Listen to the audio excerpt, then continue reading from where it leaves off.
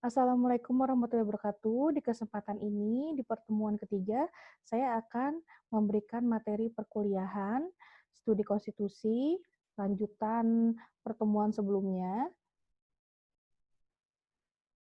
Oke, saya akan menjelaskan mengenai sifat konstitusi, yang di mana sifat konstitusi itu ada dua, yaitu sifatnya fleksibel atau luwes, dan dan yang kedua adalah bersifat rigid atau kaku. Tolak ukur untuk menentukan suatu konstitusi ini bersifat fleksibel maupun rigid adalah apakah perubahan terhadap suatu konstitusi ini memerlukan prosedur yang istimewa atau sulit atau mudah gitu ya.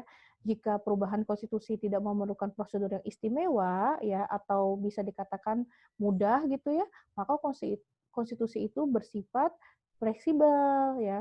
Sedangkan jika memerlukan prosedur yang istimewa atau sulit ya, rumit gitu, maka konstitusi itu bersifat rigid gitu ya. Dan selanjutnya Konstitusi Kerajaan Inggris ini dinyatakan fleksibel ya. Demikian pula Konstitusi Kerajaan Italia karena tidak memerlukan atau tidak adanya prosedur khusus atau istimewa yang ditetapkan dalam mengubah konstitusi. Nah, Konstitusi Perancis ini berbeda ya. Ini sifatnya kaku karena mewajibkan adanya prosedur khusus untuk mengubah undang-undang dasar. Begitu juga Konstitusi Amerika Serikat yang dimana sifatnya kaku karena tidak dapat diamandemen begitu saja tanpa adanya prosedur yang istimewa.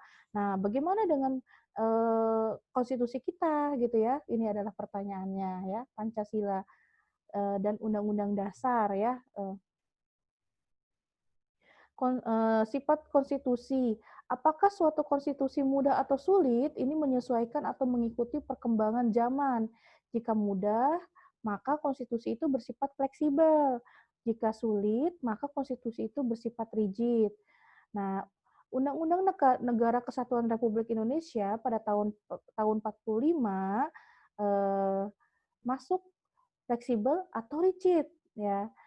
Dilihat dari fleksibilitasnya seperti apa, terus juga bagaimana cara merubahnya, apakah mudah atau relatif sulit ya, sulit gitu ya, bahkan bandingkan bagaimana zaman dulu dengan konstitusi kita saat ini gitu ya. Nah, fleksibel dan rigid, cara merubah dan fleksibilitasnya ya.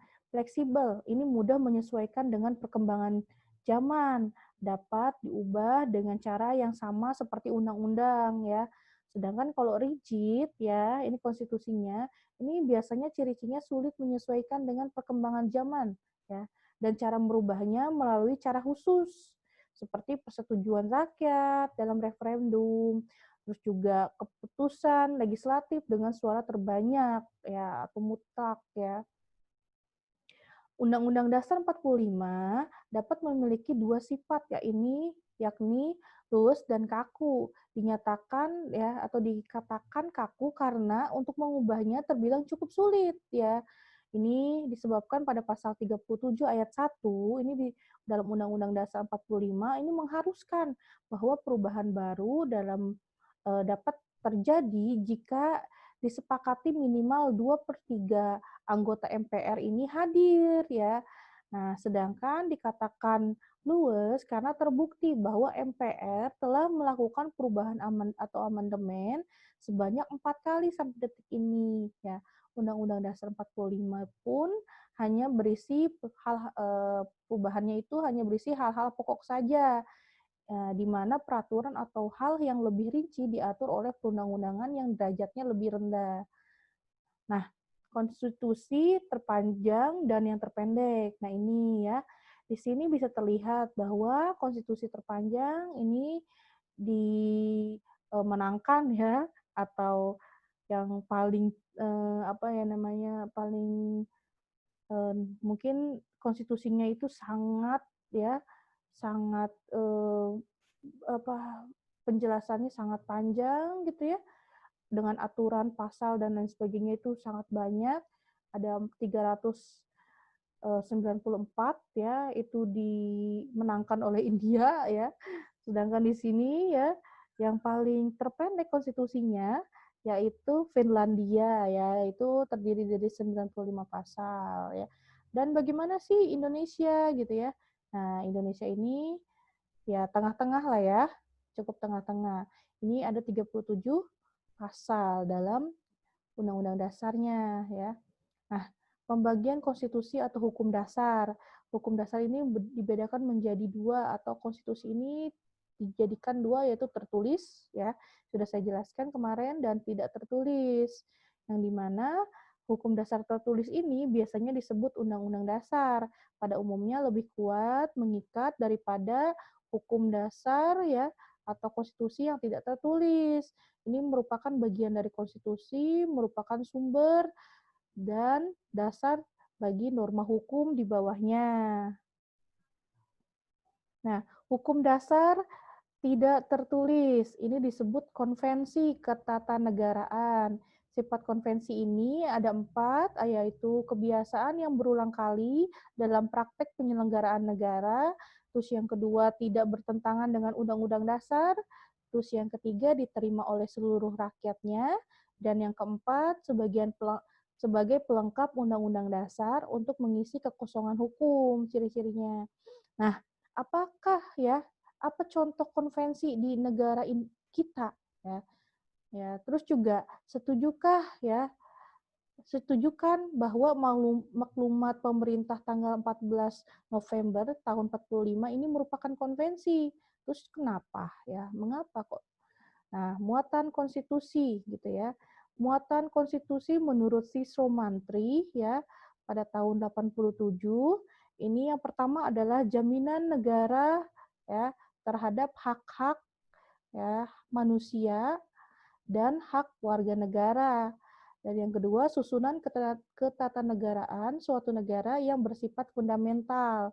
Adanya pembagian dan pembatasan tugas ketatanegaraan yang bersifat fundamental. Jadi menurut Sri Romantri ya, Prof. Sri, ini muatan konstitusi itu terdiri dari 3 ya.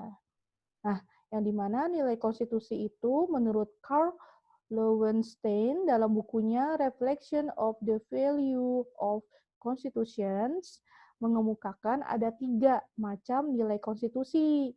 Artinya, jenis penilaian terhadap pelaksanaan norma-norma atau bunyi pasal-pasal dalam konstitusi ini sesuai dengan kenyataannya gitu ya. Nah, nilai konstitusi ini yang pertama adalah nilai normatif atau normative value. Suatu konstitusi berlaku dalam negara dan norma-normanya dilaksanakan dalam kenyataan. Yang kedua adalah nilai nominal atau nominal value, adalah suatu konstitusi berlaku dalam negara tetapi ada pasal-pasal tertentu sebagai norma konstitusi yang belum dilaksanakan. Nah, yang selanjutnya yaitu yang ketiga ya, ini ya maksudnya adalah nilai semantik ya. Nah, semantical value. Nah, suatu konstitusi berlaku dalam negara tetapi hanya dijadikan sebagai lip service, jargon, semboyan, dan pemanis pembenaran semata. Ini nilai-nilai konstitusi.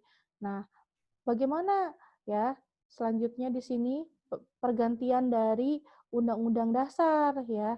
Nah, undang-undang dasar lama diganti dengan undang-undang baru atau rumusan baru. Ini terjadi loncatan konstitusi dari yang lama ke yang baru. Nah, sejarahnya tahun 46 di konstitusi Prancis ini berganti menjadi konstitusi baru atau Republik Prancis ke-4 ya. Tahun 58 diganti lagi menjadi konstitusi baru yang melahirkan Republik Prancis ke-5. Nah, di Indonesia ini terjadi pergantian konstitusi ya dari Undang-Undang Dasar 45 ke Konstitusi RIS tahun 49, terus juga berganti lagi ke Undang-Undang Dasar 1950, terus juga berganti lagi ke Undang-Undang Dasar 1945 setelah dekret Presiden tanggal 5 Juli tahun 59. Jadi terkait dengan pergantian Undang-Undang Dasar, tidak hanya negara kita yang pernah merasakan adanya pergantian-pergantian ya dalam konstitusi, tetapi juga negara-negara kayak Prancis gitu ya, dan lain sebagainya pun juga merasakan hal yang sama. Karena negara pasti ingin mencari konstitusi terbaik untuk negaranya gitu ya, yang dimana untuk rakyatnya juga nantinya akan berimpact ya jika konstitusinya tidak tepat. Nah, selanjutnya perubahan Undang-Undang Dasar atau perubahan konstitusi. Nah, perubahan beberapa ketentuan rumusan pasal dalam konstitusi ini melalui prosedur amandemen konstitusi, yang dimana di sini ada beberapa macam prosedur perubahan Undang-Undang Dasar. Yang pertama, melalui sidang Badan Legislatif dengan menetapkan quorum, membicarakan usulan perubahan Undang-Undang Dasar. Ini contohnya Belgia dan kita saat itu ya tahun 49 ya negara Indonesia. Terus melalui yang kedua adalah melalui referendum atau plebisit ya. Ini contohnya di Swiss dan di Australia. Terus yang ketiga melalui negara-negara bagian dalam negara federal. Ini contohnya Amerika Serikat, yang dimana 3/4 dari 50 negara bagian harus menyetujui adanya amandemen dalam konstitusinya. Jadi kalau tidak 3/4 dari 50 negara bagiannya tidak menyetujui, maka tidak akan terlaksana amandemen tersebut. Terus yang keempat, melalui musyawarah khusus, ini special convention, ya beberapa negara Amerika Latin contohnya. Nah, perubahan amandemen konstitusi di Indonesia. Ini sebab-sebab amandemen Undang-Undang Dasar 45. Yang pertama, Undang-Undang Dasar 1945 dibuat secara tergesa-gesa.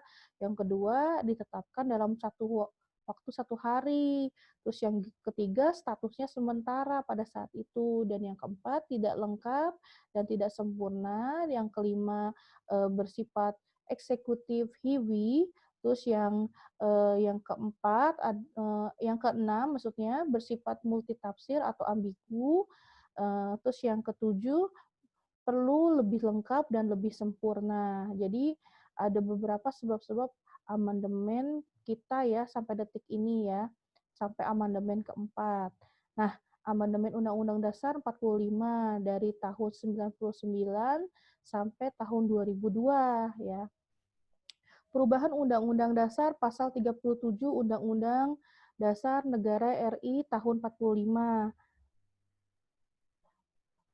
Usul perubahan pasal-pasal Undang-Undang Dasar dapat diagendakan dalam sidang Majelis Permusyawaratan Rakyat apabila diajukan oleh sekurang-kurangnya 1/3 dari jumlah anggota Majelis Permusyawaratan Rakyat. Yang kedua, setiap usulan perubahan pasal-pasal Undang-Undang Dasar ini diajukan secara tertulis dan ditujukan dengan jelas bagian yang diusulkan yang untuk dirubah ya beserta alasannya mengapa gitu ya dan kenapa.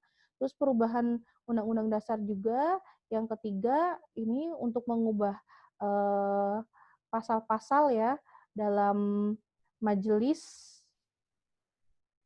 permusyawaratan rakyat ini dihadiri oleh sekurang-kurangnya 2/3 dari jumlah anggota Majelis Permusyawaratan Rakyat. Yang keempat, putusan yang untuk mengubah pasal-pasal Undang-Undang Dasar tersebut ini dilakukan dengan persetujuan sekurang-kurangnya 50% ditambah 1 anggota dari seluruh ya Majelis Permusyawaratan Rakyat. Terus yang kelima, khusus mengenai bentuk negara kesatuan Republik Indonesia ini tidak dapat dilakukan perubahan. Nah, di sini perubahan Undang-Undang Dasar dalam sejarah ketatanegaraan Republik Indonesia. Yang pertama, pembentukan Undang-Undang Dasar, yang kedua, pergantian Undang-Undang Dasar, dan yang ketiga, perubahan dalam arti pembaharuan Undang-Undang Dasar.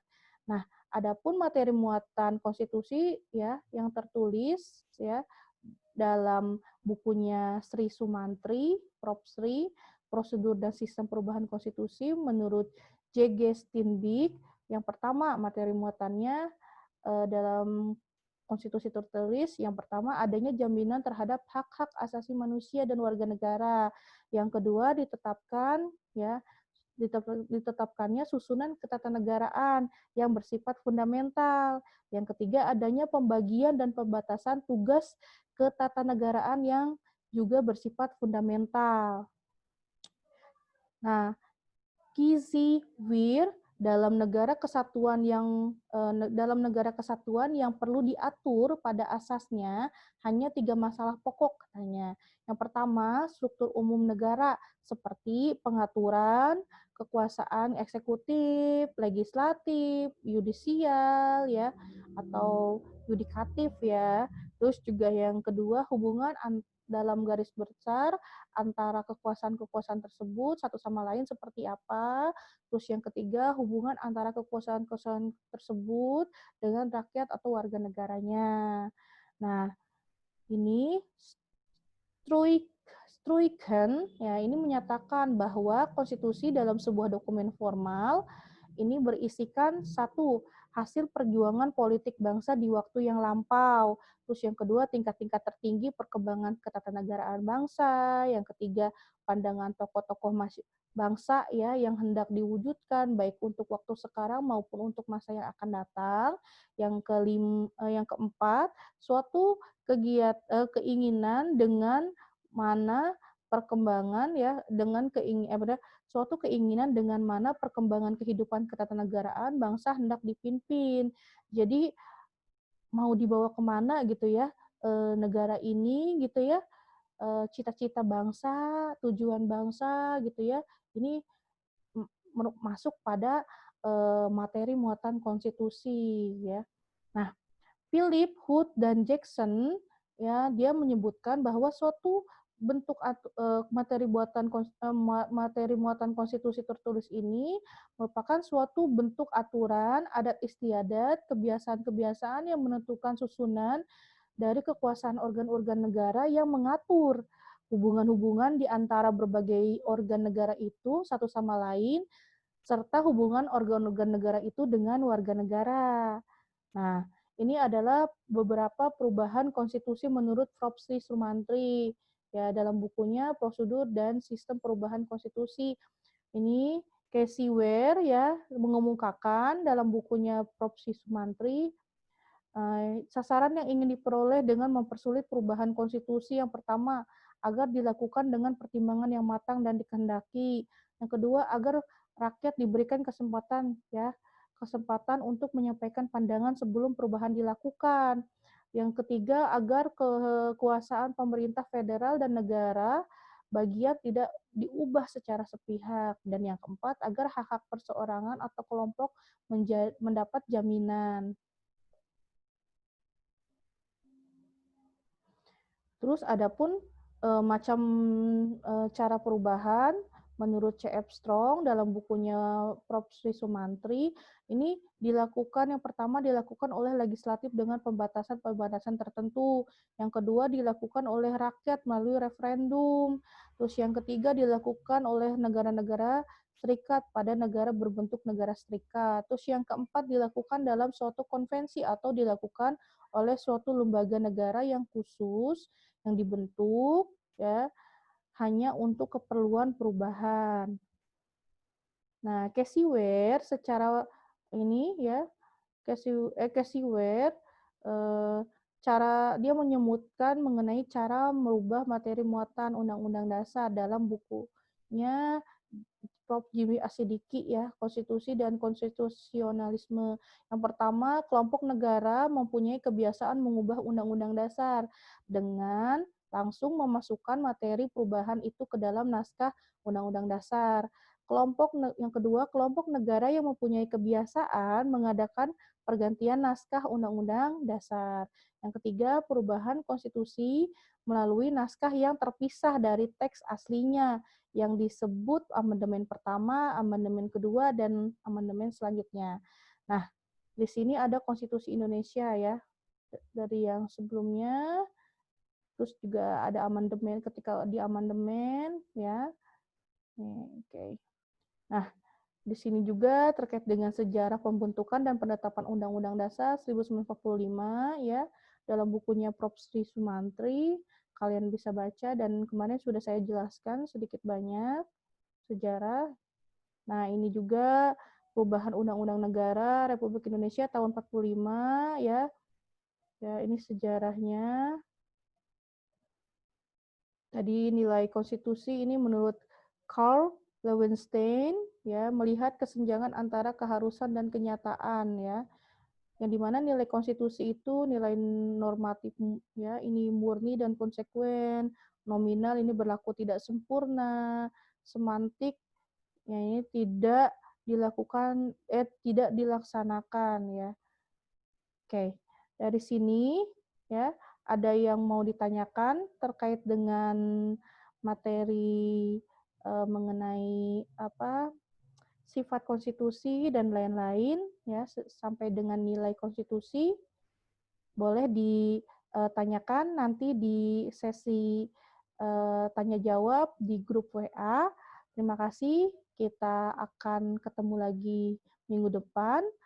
Wassalamualaikum warahmatullahi wabarakatuh.